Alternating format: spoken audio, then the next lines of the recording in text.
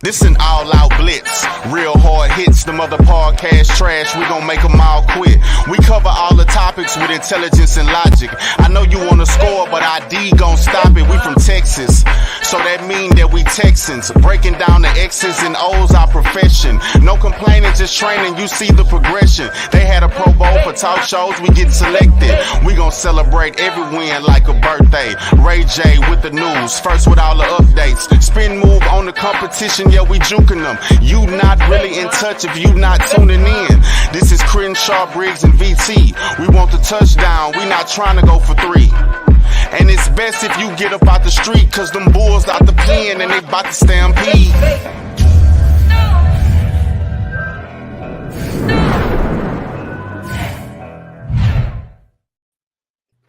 Yo, everyone, welcome to the Texans Fan Battle Podcast, brought to you by the Fan Battle Sports Network.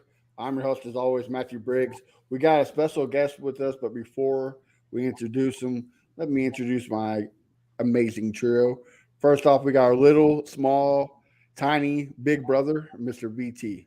Wow, you went heavy with that one. What's up? What's going on? What's going on? What's going on, guys? And my boy doing his best impersonation of Brucey from The Longest Yard eating some popcorn. I got my A1 since day one, Mr. Crenshaw. What up? What up? And guys, if you jumped on the spaces with VT, especially Texans Fan Battle After Dark, you know this guy very well. He is hated for a lot of his takes. He gets blocked it on the regular by Texans Twitter. We got Mr. Leo is Forgiven, a.k.a. Leo. What's going on, man? What's up, bro? I mean, you can't lie, right? I did you justice, right? Yeah, I mean, I guess so, man. You know, probably. Right. Well, guys, you should change your name to Leo is Blocked. yeah, because you're obviously not forgiven. Oh, shit. They said, screw you guys. All right, guys. Well, Texans went into Atlanta, came out with a L, almost a W, complete opposite. As you can tell, I don't have my jersey on, so that curse is now over. BT, I'll let you kick it off. What was your takes away from this game today? So my takeaways are that the first thing is the run game is pretty bad, right? We're not being efficient. We gave Dameon Pierce lots of carries. He's just not able to get the yards. Now that was for multiple reasons. It was not just him. The run blocking today was worse than it has been for the past 2 weeks. There was one wide gaping hole pause, but other than that, the run blocking was simply just not great today. On top of that, he is not finding any avenues of trying to create his own lane. So the thing is, they did not give a single carry to Singletary. Say that 10 times fast. So they relied only on Dameon Pierce, and he didn't really work out. The bigger runs happened later in the second half, but in the first half, he literally had 1.8 yards per carry. I mean, when you're having under 2 yards per carry, it's basically a non-existent run game. Now, I know some people are upset that we ran the ball at all, but you can't just pass. You have to give them the threat of the run. The problem is the run blocking is bad and our running back is bad. He's just not fit for this scheme. I have a lot more things to say, but that's where I want to start from. All right. Leo, you're our guest. What's your take on it? I mean, this game kind of looked how I thought it would look. We played a team that I think, based off of how they played the last 2 games or how they lost, I can't remember how they lost the first game of the 2, but I think this was a team that kind of had gotten written off for how they lost, and we were just kind of the hot team, so everyone just picked us to roll over them. But from the beginning, it was kind of just a bad matchup for us. They were a really physical team just from top to bottom. Even in their receiving targets, they're really, really big guys. So like they're still like body blows tackling them. And I think over time, they just kind of gambled that their defense would hold up longer than ours. They played smart, and then in the end, it just ended up working out for them. But that said, I thought that we did give ourselves a good chance to win the game. We didn't turn the ball over. We won the turnover margin. just in the end, I think they were just a more talented team right now. But I think that we showed that we could be competitive. So Well, looks like Matt will come back in a moment. Crenshaw, you want to say your first thoughts? Yeah, it's almost like we overlooked the Falcons, just like how Leo said, and we was the hot team, and they was getting written off. We forget that Ritter is undefeated at home. We forget that. We figure that okay, they're not gonna pass, stop the run. That's the keys to victory. We did that and still got our ass whooped. So looks like we just didn't switch up shit. We kept doing the same thing over and over. When they were stopping it, we kept on doing the same thing. I get it. You want to be balanced, and we're not trying to be just a pass heavy team. You want to run the ball, but damn, if that's what's working, you might need to do that right there. I know you don't want the quarterback out there throwing 40 plus passes a game, but this Singletary, I'm not sorry, Pierce, he might need to get LASIK surgery during the bye week or something to get his vision right, because he's not finding those holes, man. I don't understand why he's not finding those holes. So that's my early takes until Matt get back. Well, let me just say, like, I only talked about the run. I just want to say a few more things about the run. I'll move on to something else. But as much as I am blaming Pierce for some of this stuff, we had a 3rd and 1, and Titus was literally on the floor. Titus was on the floor, and Tunsil tried to get the blocker that basically Titus was supposed to get, and he held him to a little bit. But remember that Tunsil has his own job to do, so he's basically trying to get 2 guys here, and that didn't help. And so obviously Pierce wasn't able to get a yard. When you can't get a yard, you can't get a single yard, you've got a fucking problem. The other thing is that the overall is that the offensive play calling relied on the run game, and one of the things that I think that they could have done was use a little like tunnel screens, like kind of confuse them a little more in that regard, because when you saw that you're having such low efficiency, that is something that you could have done. So there are some concerns I have about the adjustments being made. That being said, second half, they did their job, right? Like CJ Stroud did his job, Bobby Slowick did his job, Pierce did his job. The offense was humming. You do have CJ Stroud that did miss about 2 wide open throws. Obviously, you're not going to make them all. So, from that aspect, there's no complaints from a quarterback, really, from that aspect. My biggest complaint, and the reason why we lost this game, and I think that me and Matt talked about this, so I think we're on the same page, is that it was on the defense. And when I say defense, I'm not talking the players, because they played their hearts out. You get 2 takeaways, we should have converted that to more than 3 points. So that's a different discussion. But the fourth quarter, when we just let them do whatever the hell they want, that was ridiculous. We literally just let Desmond Ridder look like the best quarterback that we've ever seen. This is his first 300-yard game. This dude has been a shit quarterback. Up until now, he was a 3-touchdown and 3-interception quarterback, under 80 passer rating, and we made him look like fucking Tom Brady over here, dissecting up the defenses because we were in zone coverage. I mean, that is on D'Amico Ryans, and I want to know what you guys think about that, because I think at the end of the day, we lost this game not because of talent, not because of the offense, but because of D'Amico Ryans. I'm gonna have to say yes, but I'm gonna raise it a little bit, and I'm gonna say it's not just D'Amico, it's Bobby Slowick. Like the play calling, especially in the second half. Every first down, you run the ball more than the run game was not there. Pierce wasn't explosive, but like you said, the blocking, a lot had to do with the blocking. Tank Dell wasn't get the blocks on the run. The play calling was really bad on both sides. And yes, I get why you run zone is to slow down Bijan Robinson, and which they did a great job of doing, right? I mean, he was coming in 6 yards to carry, and we got him to 3.3 or something like that. So we slowed down the run game, which is what we're supposed to do. But you have the lead. They've been carving up the zone covers all defense, all game. You got to go to man. You got to switch it up right there, that last drive. You got to go to man. You got to blitz. You got to pressure the quarterback, because there was no pressure whatsoever. And right there at that end, you got to bust the hell out of him. So yes, it's both Bobby and D'Amico on this one. I will say this, that I'm not going to blame Bobby Slowick as much, because in the second half he didn't just run on every first down. That big throw to Dalton Schultz was on a first on a first down. In the fourth quarter, yeah, but the third quarter, almost every first down was a running play. Like he got at the second there, I had to pause my TV to make sure Tim Kelly wasn't on the field. So yeah, it was a little questionable, especially when he said we need to quit running the ball with averaging 2 yards per carry. He kept running the ball. Like Right.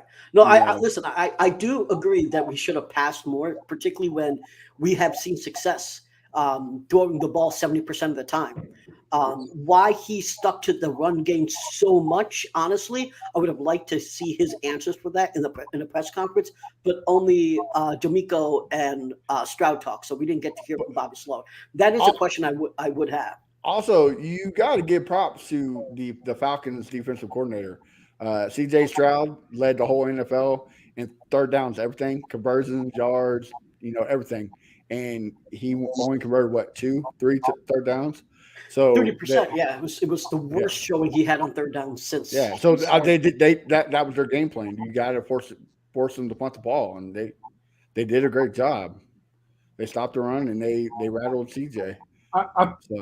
Like, in my opinion, like, I feel like the defense, bro, like, to me, I kind of feel like we did up until the last drive. I feel like we did pretty much as I expected us to do. It wasn't terrible, right? Like, it wasn't bad. Bro, like, we held them to 18 points. I'll bring up some of the stats. Like, we held them to 18 points literally up until the last second. They converted 10 more third downs than us. They converted 50% of their third downs. And they held the ball for over 10 minutes more than us. Like, yeah. If I would have looked at that stat sheet and you tell me we had a chance to win at the end, I would have been like, I don't think so. But especially if you look that you stopped Bijan to only 3.3 yards to carry, right? Right. Yeah, and not to mention that they lost the ball twice. Yeah, right? We won. Yeah, we won turnovers too. Like, I think honestly that if we don't get those turnovers, this game is not, like, we don't have a chance to win this game. But in reality, bro, not reality, but how I look at it, to me, is like, we forced them to our defense did its job. I think at the end of the game, like, Ritter had showed you what he felt comfortable throwing. Like, the passes that he made on that last 2-minute drive was all passes that he's shown you he can make throughout the game. He did not show you anything differently. We was playing soft coverage outside. We gave them we literally gave them 20 yards practically to like literally throwing out routes. And then then he threw like another short pass to Bijan, let him damn near get out of bounds. So they weren't using any timeouts. Like, my thing is, like, right there, that, like, at that point you damn near have to invite them to run the ball and kind of go against what you've been doing all game, right? Like, to me, It's kind of like you have to make, like, Desmond Ritter, you show me that you could throw, that you want to throw short and up the seam to your big ass fucking receivers, your big ass tight end. At this point, show me that you can make a tight window throw against man. Now, we are down 2 corners. We are down, like, one of the, like, I guess according to statistics, he's been one of the top coverage linebackers, in the NFL, according to whatever analytics, I saw, so we were down players, but I just think that at that point you've been giving him yards, like, make him make really tough throws, like, make him make quick reads, like, blitz him, like at that point, put pressure on him, right? At that point, bro, like, if we lose and he throws a fucking touchdown against, like, a crazy coverage that you hadn't shown him all game, then okay, okay, it's fine. But, like, to me, bro, but to kind of go back to what y'all said about the offense, and I get that. I think Slowick, to me, it's like we lose Tank Dell early in the game. You know what I'm saying? Woods gets hurt. Nico Collins, that's kind of what I've said all week is that we hadn't seen him play against a legit number one corner. Really, we only seen it one time this year, and he had a very quiet game that game against the Jags. And so this was overall, on top of that, this was the best secondary we played. So I think that in some ways, it in hindsight, to say that we should have passed the ball more, of course we know because we know that we lost the game this way, but who's to say that if we threw the ball more, maybe Stroud does throw a pick here and there? Because I actually predicted that he would have thrown a pick because of this secondary. But the thing is, obviously you don't want picks, but the pick alone wouldn't have been the issue. The issue is that we just literally could not get the ball in the end zone unless it was a field goal, really. And the large reason for that was because we were unable to convert on third downs. And I think a part of that was because we essentially wasted it down trying to gain yardage on runs. So, sometimes it was obviously effective, right? In the late third and fourth. But early on, if you're getting stuffed, or if you're getting negative yards, or if you have a penalty, which we'll talk about that in a moment, then how are you able to move, right? We weren't able to move the ball the way that we have in the past. Mm-hmm. And the reason, if you look at all the other games, particularly the past two games, the reason why we were able to move the ball effectively is because we didn't rely on, honestly, the run or the pass. Yes, we passed more, but then we sprinkled in the run. Here, I feel like we force-fed the run, and it's not like I want to get away from the run. Like I've said in the chat, I don't want to get away from the run. You still have to have the threat of the run, but I feel like they force-fed him that. And the reason why I believe that also is because they did not give a single carry to Devin Singletary. It feels like that the game plan was force-feed Pierce. That's what we want to do, and they stuck to that. Well, it makes sense, right? Look at the stats. They're ranked what? 23rd, 22nd in rushing. No, they're ranked 19th. I'm not still. Sorry.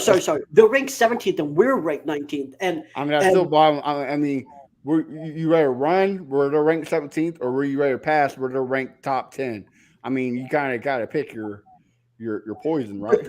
But here's the problem, right? The Steelers were the third worst rush defense in the league. We played them, and we didn't even get 100 yards. Knowing that, you have to know that the run game isn't working.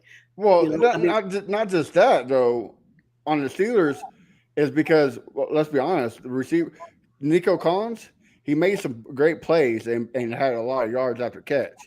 It wasn't just, deep and dunks on the passing game. It was a lot of breakout runs for Nico Collins and, Robert Woods. So it wasn't just that. Pierce had a good game. For some reason in the fourth quarter, they just quit running the ball and just kept passing. You talking about it worked. Against the Steelers? Against the Steelers. Okay. Yeah. He had a decent game.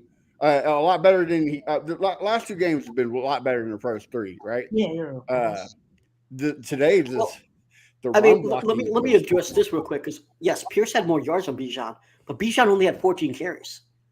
Damian Pierce had over 20, so of course that Bijan, Pierce is going to have. Well, they both had the same yards per carry, so they're very right. similar. But the point there is that Bijan wasn't any more effective, and Pierce wasn't any more effective than Bijan. Well, yeah, because that's what their game plan, right? They're both stopping the run and force a rookie quarterback to throw the ball, which the Falcons did. They won. So if that's the case, then that's the discussion, right? If you know that that's the case and that's what's going on, that you figure it out. Oh, this is the game plan. This is what they're doing. They're going to stack the box. Then why not use the quarterback that you have that has shown that he can throw 40 times? That's also why I say it goes back on Bobby Slowick. Well, again, it's like I said. I think that there's two sides to every coin, and I think that it's easy to say that, but the thing is that what receivers were? I can't even remember. I can't lie. After guys get hurt, I damn near don't even know who's on the field no more. So I know Woods was coming back in, but he was hurt.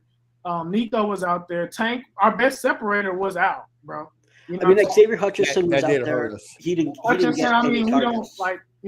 what is he? So my thing is like at the end of the day, it's like, bro, you're supposed to be able to lean on the run game. Like I understand why he called the runs. You know what I mean? And it's like I said, because like, bro, him calling those runs kept us in the game. Like, you know what I'm saying? It's like we didn't turn the ball over. Like maybe if we throw the ball extra times, maybe one of those 10 extra or 5 extra times, you know what I'm saying? Maybe one of those ends up being a turnover. Maybe it's a sack fumble. Maybe there was something that pushed him to not. That also hurts his confidence, right? Right, and I think and not only that, it really takes away your chance to win. You know what I'm saying? Like, I get it. I do get it. Like, when we off of the first fumble, I believe, when we got it down there and it was like we ran the ball 3 straight times, right? And we settled for a field goal and it was like 3rd and 1. Like maybe you go for it at that point. Maybe you don't settle for a field goal there. Maybe one of those could have been a throw, could have been a pass. Right. But at the end of the day, bro, I mean, it was like 9-7. So I mean, I get why you get the points, right? And they had like, let's face it, at that point, even though Ritter's numbers looked like they hadn't really proven that they could really move the ball on you then at that point. So it's like I get why you play conservative there. In the end, it didn't work out. Now over time, like we did not sustain drives well. And when you play in a physical team like this, bro, like dog, look, I mean, I don't have their stat sheet. I know Bijan is 220 pounds. I know Tyler Algier is like 230 pounds. I know both their tight ends is like 250 pounds. I know Drake London Harrison's no small dude either. Yeah. Matt Collins and bro, these motherfuckers is like 230 pounds. So even on them short passes that looks like passing, like we come down hitting them, like bro, that's still a run play. And as time goes on, you start to see that okay, like a couple of those. I was talking to V right after the game. A couple of those 1 yard gains that look like they should be 1 yard, those are turning into 3-4 yards. Those 4-yard carries are turning into 5, 6, 7 yards, and so on and so forth. Because like you're hitting these big guys over and over and again, and then at the same time, I feel like our offense lacks it's a hell of a thing to be not physical and not explosive. You know what I'm saying? I feel like our offense is that right now. I don't feel like we wear teams down. Even with the run game, I feel like Pierce isn't like the most bruising guy. Like I know his runs are violent and he tries real hard, but like I mean I don't know. I'm like do y'all feel like we wear teams out the same way that they wear us down? I don't really feel like that personally. No. And no, not in the run game. I kind of agree with BT to an extent. Yeah, I think they should have ran with Singletary, but I mean, let's be honest. He probably got the same outcome. Three carries. You're right, BT. Pierce hesitated and couldn't. He should just hit the gap and took off. He would have got more, but I want to say about 3/4 of every run, he was getting hit at the line of scrimmage or in the backfield. I don't think a pace of running back was going to change because maybe Howard is not the answer. Maybe he still needs to knock off some rust. I don't know, but the run blocking was not there. Chris, you've been pretty quiet. What you got? I mean, like okay. So Howard and Tunsil, are they good in the run game anyway? Howard's not. So it still wouldn't work. Why do they keep doing jet sweeps? I mean, what's Damian Pierce 40 time? Slow as hell. I mean, so why they doing sweeps to the outside? Just keep them up the middle, and why don't they just like change them out? He get his plays, Singletary get his plays. I don't understand why he didn't get no carries this game. I still blame the offense more than I blame the defense. Man. Sure. Yeah. I think like Leo said, the defense did their job and they got worn out. I mean, like you said, those guys are big paws. And they got worn out, and gas. Kind of like last year, where like last year, the defense was in it, but then the offense, didn't come through. And we did way too many field goals that usually we was converting to touchdowns the last 2 games. So I mean, credit to them for taking things away, and then we still see that we need a wide receiver one. All the last couple of weeks, VT was hyping up Nico. Matt and I was kind of like, let's just chill a little bit, just chill a little bit. We can see he isn't as good as we think he should be. I understand you got AJ on you, but AJ didn't hold him the whole game. They was moving him around. He was in the slide. He was on the outside, and he still wasn't effective. So that's something that needs to change right there. And like VT say, I really want to know his follow-up question on those plays you was talking about earlier in the pod. Like I want to know what Bobby's going to say about that. But overall, it's a game we can learn from. Right. I mean, for all these Texans fans that said it's doom, we're over, we suck, throw away the franchise, bro. It's a rookie. That's what they say, man. As a rookie head coach and rookie OC, there's going to be learning curves. Like this is a perfect game for it, and don't get this twisted. I think the Falcons probably win the NFC South. I mean, they're going to be competitive. It's going to be right there. Yeah. I mean, they've won 7 games every year with Arthur, so they're going to win at least 7. Right, and Ritter is undefeated at home. I mean, that's impressive. I don't care what you say. I mean, that's pretty good. So I know, but he was doing his perfect version of Gardner Minshew on us today, though. Oh, I'm telling you, man. But I do gotta say, I'm real impressed with Henry Tutura. He stepped it up the last couple games, especially at the run game. He helped us tremendously. And Blake Cashman, the dude, if he can stay healthy, the dude's gonna be a stud on the defense side. I'll say this to go back to what Crenshaw is saying, and it's something that I don't know. I wasn't.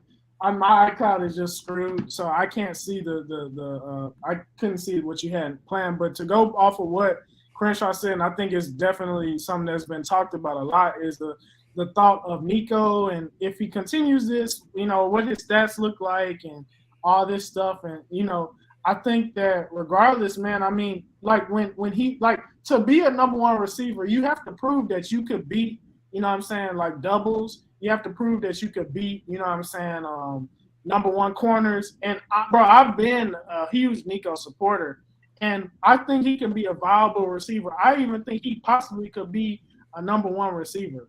Like I'm not a number one receiver, 1,000-yard receiver in the right situation. But I don't think that he can beat, coverages when he hasn't proven that he could really just dominate a game regardless, But I think he's a great piece to an offense regardless, though, this game is kind of somewhat changed my view. So CJ had, especially he's had a lot more time to throw the ball, right? Like with Howard and Tunzel, he has some more time to step back and actually look. He's not looking right at the first option and feeding, and that's what he's been doing. First option, boom, get to Collins. First option, boom, get to Woods. First option, boom, get to whoever his first read is. He's actually looking, okay, Collins is not there. He's not open. I'm going to look around, look for Dalton in the seam. I'm going to look for Woods taking the in route. So I think yes, he's not quite there yet, but I don't think this game was because of he was actually being shut down. I think it's an improvement on CJ Stroud where he's doing a better job at reading his reads.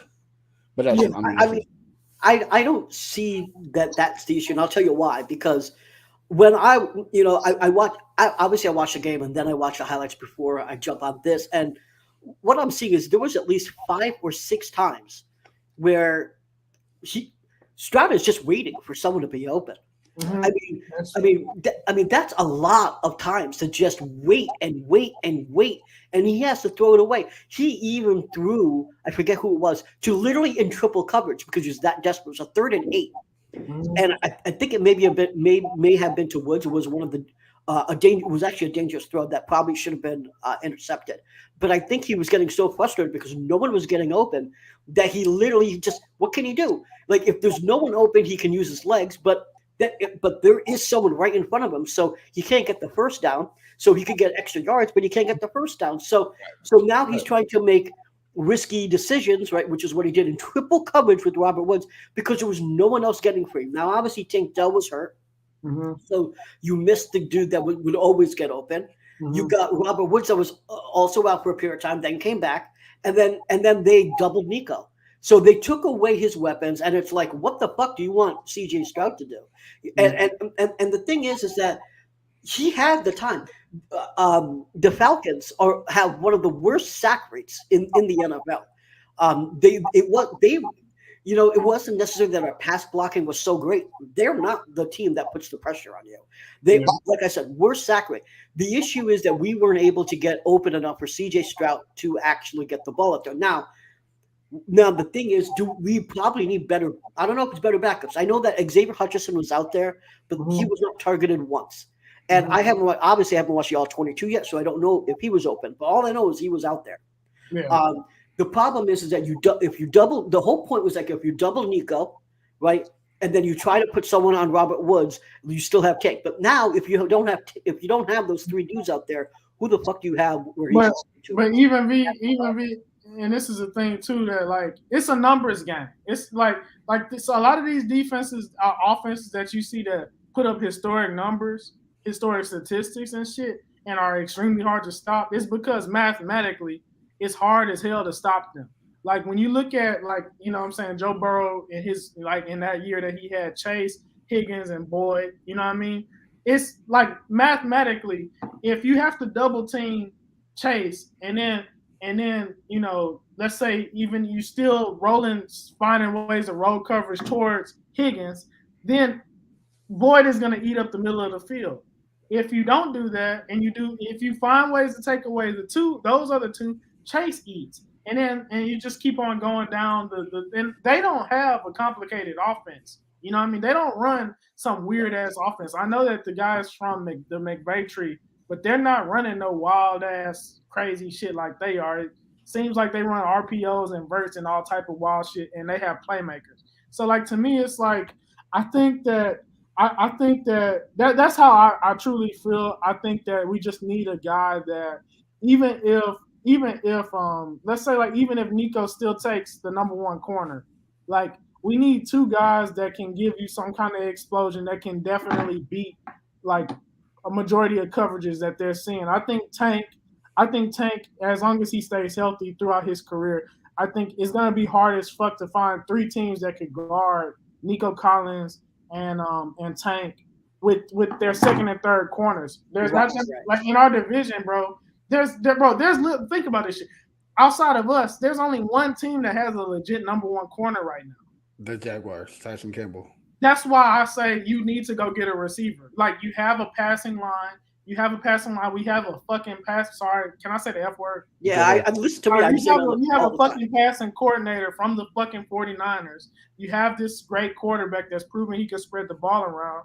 Let's go make a offense that like puts the fear of God in everybody. And I think that we paid the line. The line is paid. I think we just need another running back, and I think if we can find a receiver, you go do that. Now, like I think, and honestly, to me, it's just as important to do that shit as it is to go get a defensive tackle. Like I think that we have to go get someone that can play one tech, 100% for sure. But I think that Rankins is not it. Let me just say, neither one of them is. I mean, Collins isn't, and bro, I'm a Caserio supporter. Why the hell did we give him an extension? I don't get why we extended him. Because like you can find a guy like this off the damn street, and you know that you're gonna have to. I'd rather Davis be in there the whole time because he was actually making stops on the run, and you know he was doing a lot better than what Collins and Rankins was doing today. I just think. All right. Let me ask you a question about the wide receiver because V and I was talking about this last week. Mm-hmm. Was you that took a shot on Claypool? No, Well, I'm gonna put it to you like this, dog. Like Claypool, you know, they're moving him to tight end. From what I heard at Miami, they're moving him to tight end. You know, well, I mean, that's the only spot he can play, right? I mean, well, I mean, like Crenshaw, like. I get the idea if they would have like I understand why people are saying that, and I think what V is saying, V brought up something that sparked my mind too, is like we talked about Hutchinson. We talked about all the receivers. I have no problem with Hutchinson as a fourth or fifth guy. I have no problem with Mechie as a guy that comes in and, as of right now, as a guy that comes in and spots. To me, the problem with our team is the top end. So like, there's a chance that you go out and get Claypool, and Claypool still is like a 2 It's or a a fifth. 3. Well, listen, when it comes to Claypool, you know what I say. Hell no, to the no, no, no. Hell to the no. Listen, we don't need another a locker room cancer. The dudes are actually jiving well in here, and we do need like I can understand that I was probably wrong saying that we don't need a receiver, but Chase Poole isn't it. He hasn't shown that he has the willingness to block. Right. Let me just say this real quick. He showed that he hasn't had the willingness to block. In this scheme, you have to block. He has shown that when he doesn't think he's going to get the ball, he just stops running his route. I don't want anyone like that. If you don't put the effort, at least you got to at least show me the effort. And if you don't, get the fuck out of here. Look, I ain't gonna lie to you. If I was on the Bills or the Bears, I'm doing the same shit he did. I mean, if they're not helping me, I'm not helping. I mean, come on, bro. That whole Bears team is just, and I don't know how the Commanders lost to them, but that Bears is just a disgrace of an organization. People say it's the Texans. I'm gonna have to disagree with you and say it's Chicago Bears. Crenshaw, did you want Claypool? I want as many guys that can help my quarterback as possible. I'm gonna have to agree with VT. I didn't want Claypool because I can't like if one man could tap my locker room wasn't strong from the jump.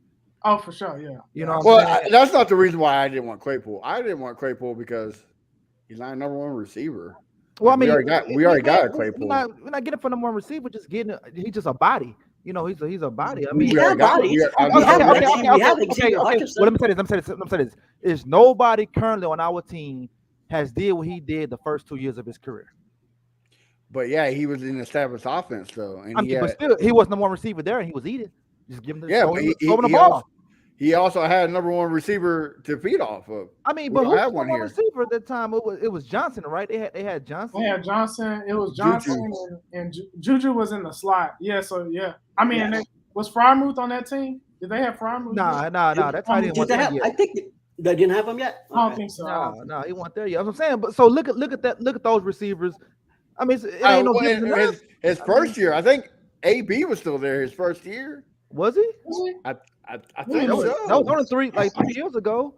I mean, that's a year. No, I think this is his 5th year, isn't it? No, hell no, it's not his 5th year. This is his 4th year. This is year 4. Yeah, his first year, he had 11 touchdowns, almost 900 yards, man. I mean, I don't know. Man. I'm pulling it up. But yeah. So I mean, you saw that comment that we should get Mike Evans, and I don't want to turn this into what should we do in the off season already? It's the 5th week, but to answer that question, Mike Evans is getting there in age. Do you think that he would be a stopgap solution? Because in my opinion, he's older, and that's the scary part. That when you turn that age, it's like it's a flip of the switch where you're great 1 year and then you turn into nothing. Mm-hmm. So, what are your thoughts on that? I mean, he's only I think you get Mike if you go out in free agency and spend like Jacksonville did, how the Falcons did on defense. Then I think you should go get a Mike Evans. If you can't get a T Higgins or a Brandon, how you say his damn last name, Ayuk or whatever. And I still think you should draft a wide receiver as well. There's no way in hell we're gonna get Brandon Ayuk. Oh, okay. Well, like I say, if you can get, like I say, you can get Mike, but like I say, you got to spend big in free agency next year, man. Like do it, do all you can while you're on this rookie deal and trying to build up a good team. I ain't gonna say a Super Bowl team. I want to say a AFC Championship team. I mean, I think it's possible, bro. I think if you think an AFC title game, you might as well say Super Bowl. I think it's really possible. And I've been someone who this year. No, not this year. I was about to say, whoa. I think, bro, listen, I think starting next year, like, our window is open because, like, I think we can make a run. Yeah, it kind of depends on health. And the signings we make, I think that we got to see what's available, who's there. I've kind of gone a little sour on T Higgins lately, bro. I've kind of started to wonder, like exactly like if he's a number one also. You know what I mean?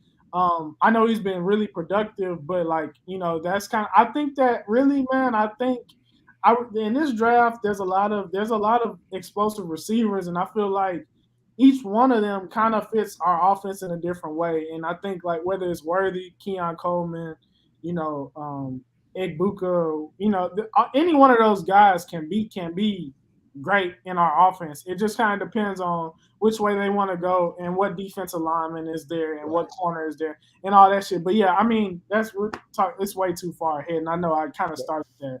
But yeah, I mean, answer VT's question, I'll do it for a gap year guy. Of course, you get a rookie, and you learn from one of the best in the game. I mean, you're right, VT. He's getting old, but he's only 31, so he still has a couple more years left in his gas tank. I mean, the dude's balling with Baker Mayfield. Just imagine what he can do with C.J. Stroud. So I mean, I would take the chance on him, but I mean that's just me. I'm with you. I don't want Higgins, Leo. I don't think he's even last year. I still didn't want him. I can't lie, bro. I can't lie. You know what? And I know this is gonna sound weird as fuck, but you know what made me kind of just start kind of going off of the T. Higgins thing was I went back, man, and started watching old clips of Kenny Galladay. You know what I'm saying? And I seen Kenny Galladay, and bro, he had a hip injury. You know what I'm saying, that I think kind of changed him a little bit. But bro, like before he went to New York, he was like their whole offense. Like he didn't have a Jamar Chase, and he didn't. It was just a completely different situation. He was uber productive. You know what I'm saying? And honestly, he was more explosive than T. Higgins, and it made me kind of start looking at it differently. So I think that you kind of have to invest in the weapon in the draft. I mean, it's just it costs too much. It costs too much to trade picks plus play a guy. I mean, this way it's still a crapshoot, but at least I don't have to give a guy a fucking $20 million deal immediately, and like I still have my picks behind that to like, fix the D line, get some young studs on the D line too. But going to what Crenshaw said and what VT said, I really believe after next year, that's regardless of who is the GM, after this offseason, I think we will, barring like anything major happening, I think we're in the playoffs. And if CJ Stroud, I agree with that too. If Stroud continues to play what I'm saying, how he's playing, I think we have a chance to make it to the Super Bowl every year that we have a good team. That's how I feel. Well, go ahead. Can I ask this question, because I know we're going to wrap it up pretty soon, but we talked a lot about... I don't wrap it up. I go raw. That's why you have 8 kids.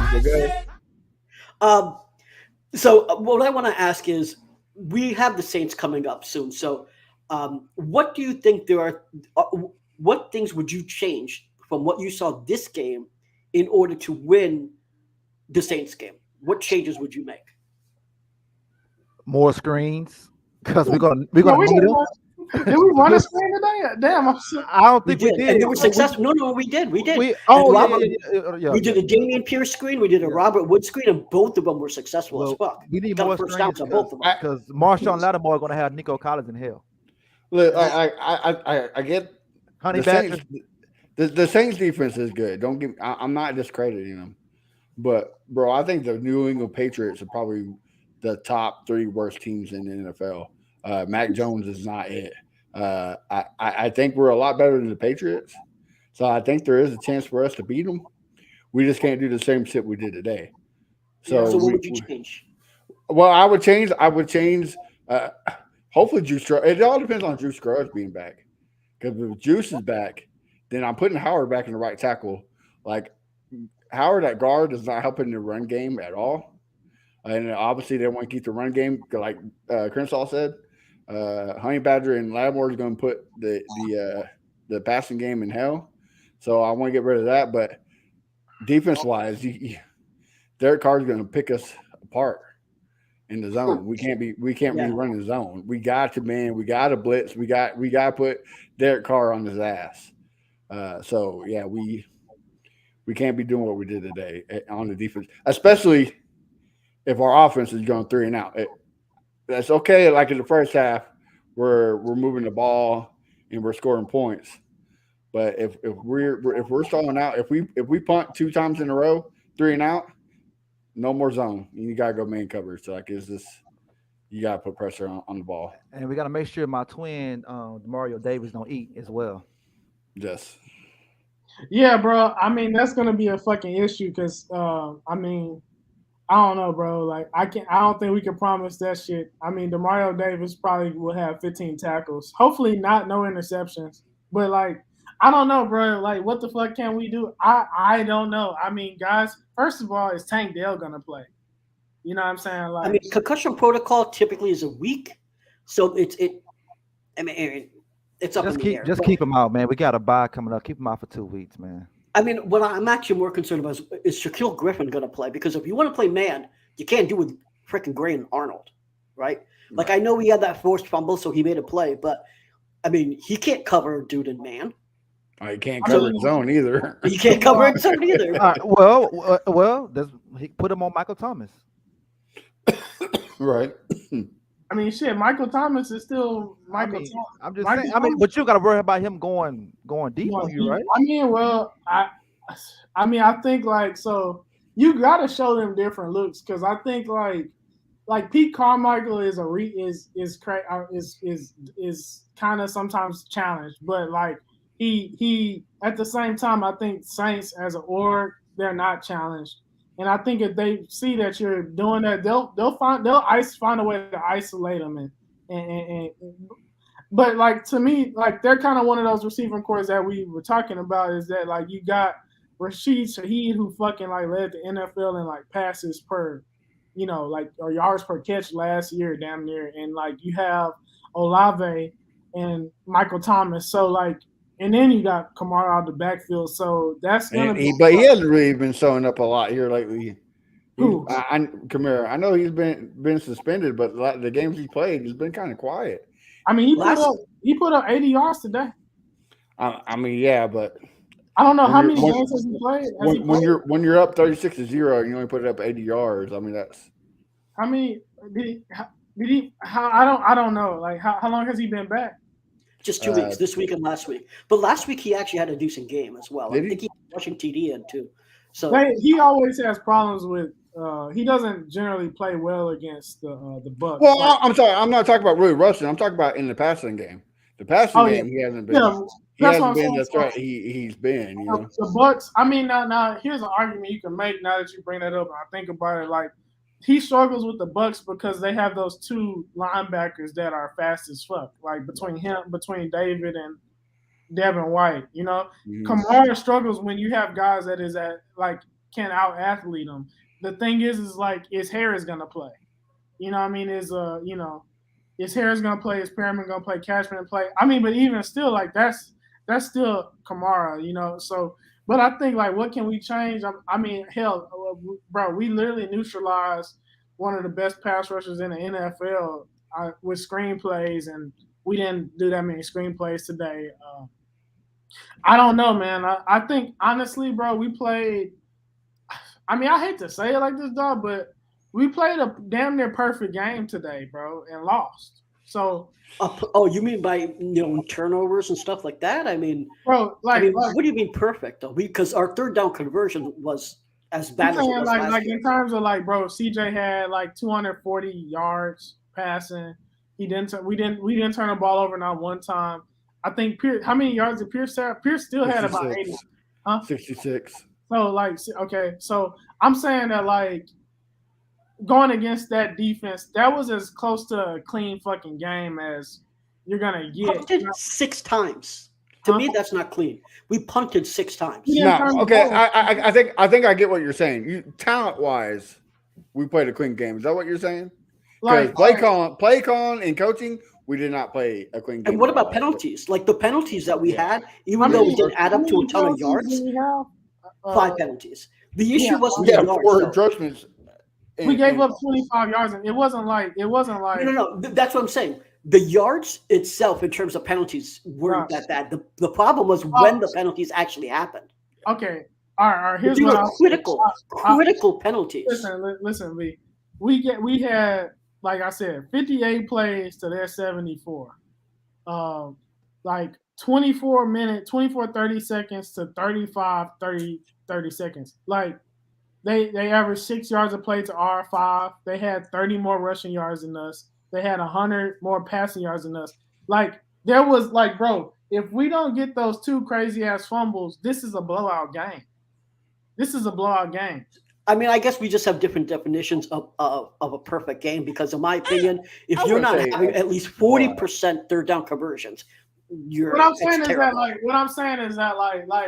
that if you tell like going into this shit, if we would have thought that like, I mean, whatever. Okay, it wasn't a perfect game. If I said perfect, that's not what. It was a clean. We didn't turn the ball over. I mean, I can't like. Do I think that I think we're gonna turn the ball over against the Saints, bro. I can't imagine us going 6 games without a fucking pick thrown. Like I thought it was gonna happen today. You know what I'm saying? If that happens, that's history. I mean, you already broke the record. But I mean, like, you know what I'm saying? Like, I just can't. What I'm saying is that I can't imagine us. I know that we did not play. I know that there was things that definitely we left on the field, but I'm like, damn. At the same time, like, we played pretty. Like, bro, for us to have a chance in this game, despite what the fuck we just saw, it's kind of crazy as fuck, bro. Right, and that goes back to the play calling, right? The coaching. Like there's a lot of questionable calls that could have changed the outcome, and which I'm okay with. You got to chalk it up to the game, right? I mean, the only way you can fix that is experience, right? And D'Amico's that guy. Like he's gonna go, okay, I can't do that no more. Bobby's that dude. He's gonna say first 2 games we all thought, oh fuck, we're gonna have 119 sacks this season. Yeah. 3 games, 0 sacks. That's crazy. That's amazing. Yeah. So, am I giving up hope on the coaching? No, absolutely not. Mm-hmm. But today, the coaching lost us this game. I don't think the talent. I agree with that. Do y'all think that these guys like?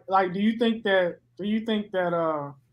like Slowick is gonna out scheme Dennis Allen? Yeah, absolutely. You think so? I don't think Dennis Allen's that great of a schemer. Listen, I think good that on defense though. On defense, I mean. I don't think that Bobby Slowick is a guy that's like Tim Kelly or Pep Hamilton that does the same thing every week, that he learns from his mistakes. And I think he understands what, like, they're going to look at the film, right? And they're going to be like, all right, we have to change shit up. And I think also let's also remind ourselves of that Desmond Ridder has not looked like this in his entire career.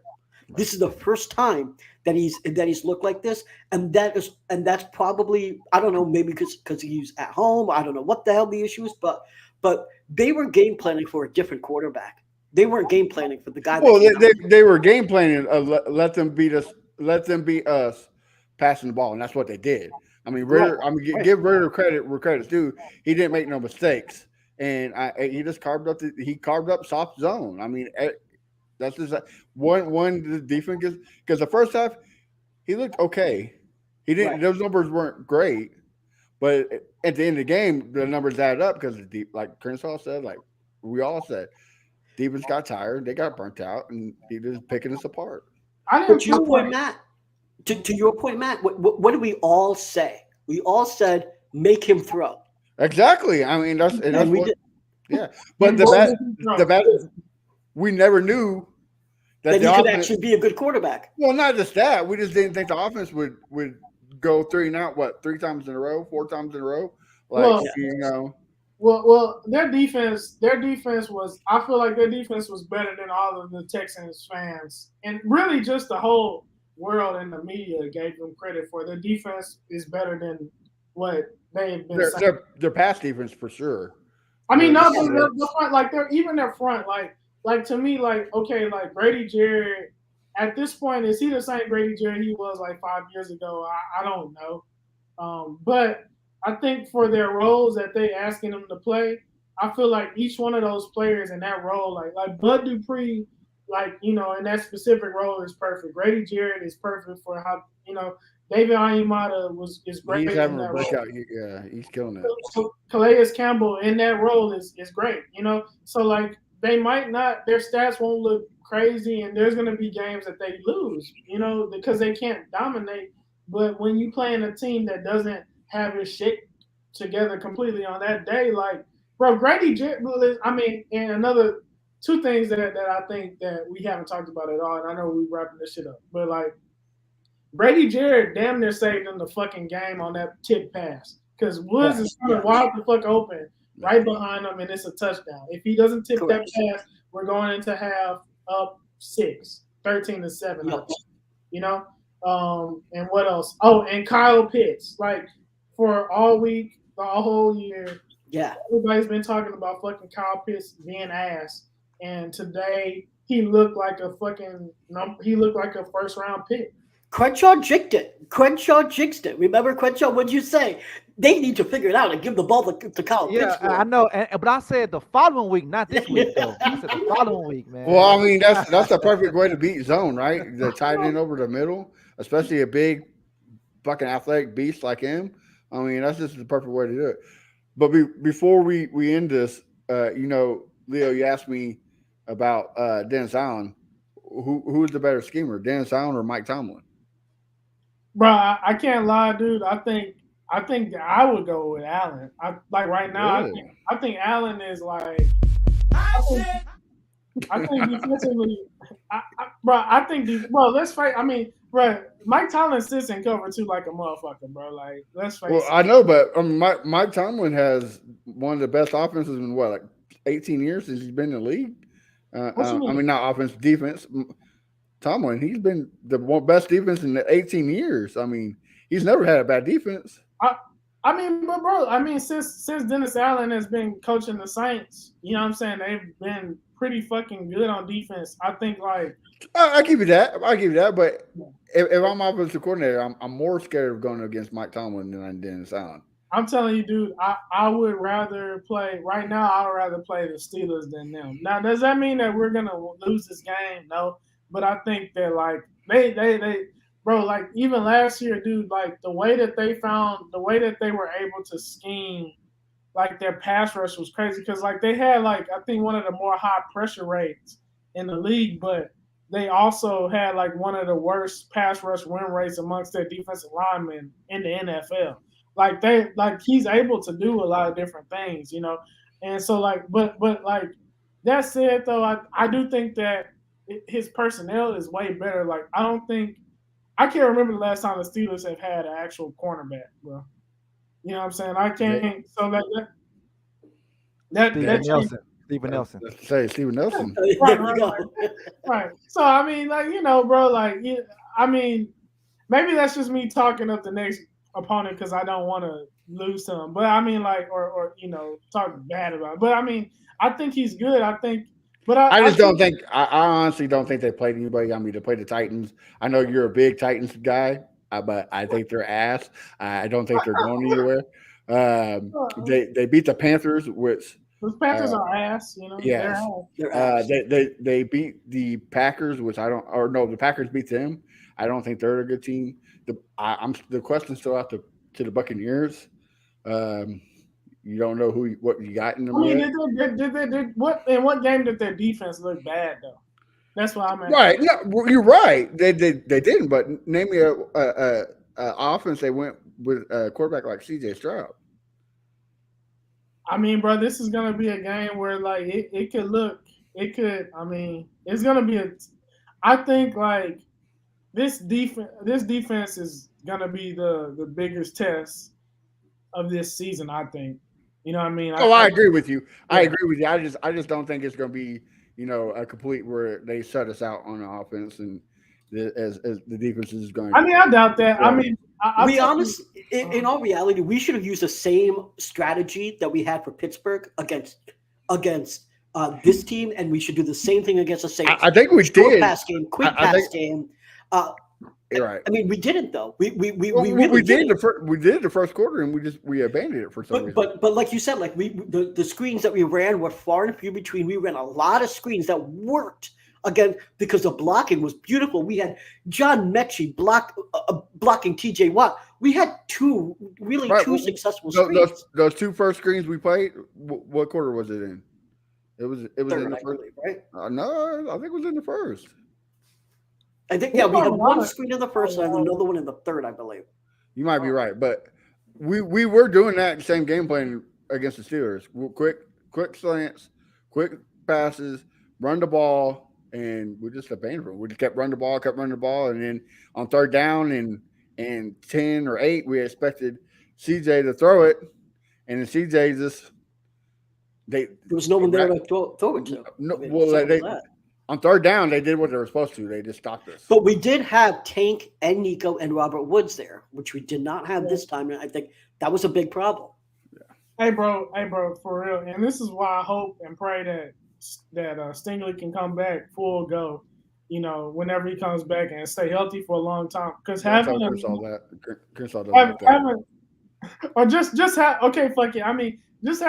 level cornerback play changes shit. Because right.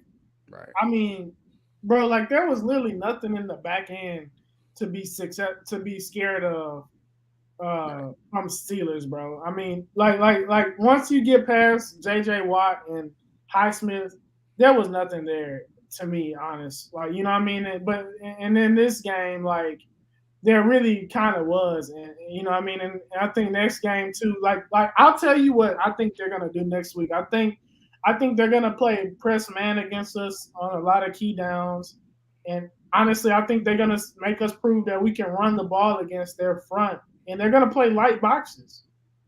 They're gonna play light boxes, and if we can't really run the ball and guys can't separate, bro, it's gonna look fucking terrible. Damn. So basically, you saying we gonna lose, and the Saints gonna gonna take over the stadium because they already throwing a party on Saturday right across the street. So they already told me, hey, come to the party, man. Where they throwing the party at? At the Wyndham, right across the street, man. Oh, It's gonna be Chopper. Know your club. Everybody gonna be there. I'm like, damn, how y'all gonna do shit like that, man? I'm like, okay. What's that club? What's that club across the street from there? I thought you was talking about that. Swaggers. To my Swaggers. No, not Swaggers. No. Okay, all right. But Leo, we appreciate your prediction of next week. If you want to catch all of our predictions, make sure you tune in Wednesday at 8 p.m. Central and see us rant some more. Because we're going to watch all 22s, and we're probably going to see a lot more stuff we're disappointed about. But until then, Leo, why don't you tell everybody where we can find you on social media and what you got cooking, brother? So yeah, I have my @name on Twitter is right here. At Leo is forgiven. Just follow me on there, and I have my podcast with one of my friends from school. His name is Josh. We do it's called Feelings Free Football. So we do weekly predictions, and now we're gonna start doing a pregame type thing, maybe every morning before the game. So y'all are welcome to come on there if y'all want before the game. You know what I'm saying? And talk about the matchups. Every one of y'all on this thing is definitely welcome. But yeah, so just follow me there, and you'll see a link or two. And me and V host spaces periodically during the week. So that's it. Speaking of V, tell us where we find you at, brother. What you got cooking? You can find me at Brown Cherry Bear pretty much everywhere. Like Leo said, we're host spaces now 3 days a week, sometimes more. Our spaces are pretty long, but I think they're pretty productive. And as Matt said, watch us every Wednesday at 8 p.m. We typically have a special guest, and we're hoping that we can, after we watch the All 22, we'll find out some more information and figure out how to beat these damn Saints. And Crenshaw, where can we find you? You can find me at Fifth Ward Crenshaw everywhere, and shout out to CJ for breaking that record. Yes, and you also can find him in the diaper aisle because he don't do the pull-out game. All right, guys, until next week. No more diapers in this house, everybody. Until next week, y'all have a good night. We'll talk to you then. This is Crenshaw, Briggs, and VT.